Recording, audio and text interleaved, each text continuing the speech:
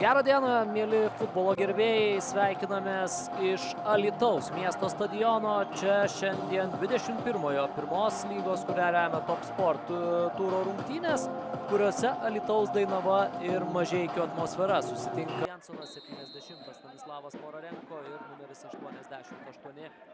Visai neblogai pavyksta dabar į ataką ir išeiti Atmosferos ekipai. Čia perdavimas nuo kampinio gairelės ir kamuolys vartų tinkle. Štai taip. Sveikina komandos draugai Gvidą Girdvainį ir šis po kampinio muša įvartį galvą. Visiškai be priežiūros buvo paliktas šis 20-metis futbolininkas atvykęs į bent jau kol kas žaidžia ypatingai atakoje. Čia Zabito smūgis. Atšoka kamuolys labai patogiai ir nepavyksta. Perdavimas tarp linijų. Čia Panonis dar labiau į kraštą. Čia kairė koja. Smūgis į vartus ir Sacevičius gerai suranda čia komandos draugą. Evanso apie perdavimas.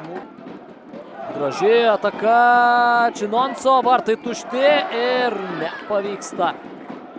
Netikslus yra Buso čia. O čia galimybė smūgių į vartus. Tas smūgis yra Mickevičius. Jau ne pirma tokia klaida. Atsikertant apie į baudos aikštelę. Geras šansas ir kamuolys vartų tinkle. 1-1, 40. Kamuolys.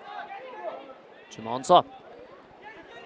Apsuka varžovą čia. Činonso smūgis ir neužtik. Sacevičiaus smūgis ir gaudo kamuolys lygus 1-1. Mūsų transliacija iš Alytaus miesto stadiono baigėsi.